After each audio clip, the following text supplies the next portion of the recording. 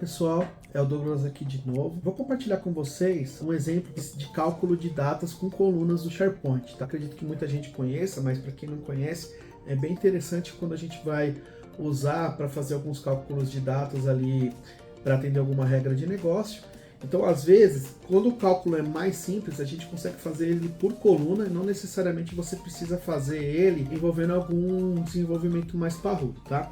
Então, por exemplo, aqui ó, eu tenho uma lista que eu criei chamada exemplo datas, tá? Se eu vir aqui ó, na questão do list settings, e vamos supor, eu tenho aqui já uma coluna que ele mostra para mim, que é a coluna created, que tem a data de quando o item foi criado, tá?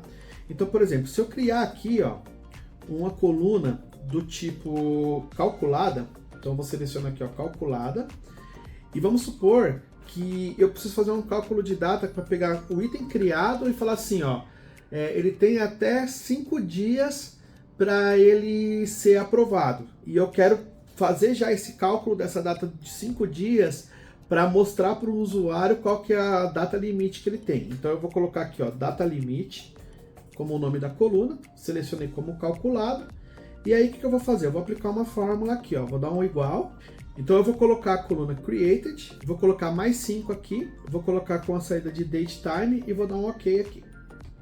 Então ele já adicionou a coluna. Antes de eu mostrar para vocês como efetivamente ela vai funcionar, eu vou criar uma outra coluna aqui e vou mostrar para vocês que esse cálculo ele também pode ser aplicado de forma negativa. Então vou colocar aqui ó, data retroativa. Então se eu pegar por exemplo aqui ó, tipo calculado, vou colocar aqui a minha coluna created,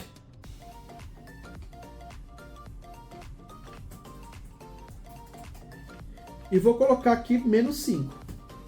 Vou pedir para ela sair aqui como date time, date only, e vou dar um ok. Então uma vez que ela adicionou as duas, elas vão estar aqui ó, data limite, data retroativa. Se eu vier aqui e criar um item, por exemplo aqui um item de teste, vou dar um new item aqui, eu vou digitar aqui ó, teste.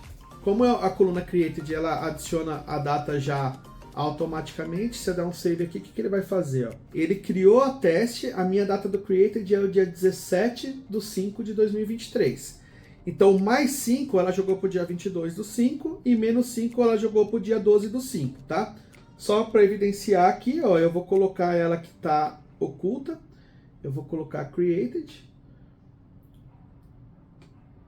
vou arrastar ela aqui e vou dar um apply. Então, ó, você repara que no created aqui ela está como criado há alguns minutos, né? Mas é a data de hoje. Então, se você tem a data de hoje mais 5, vai dar dia 22/5.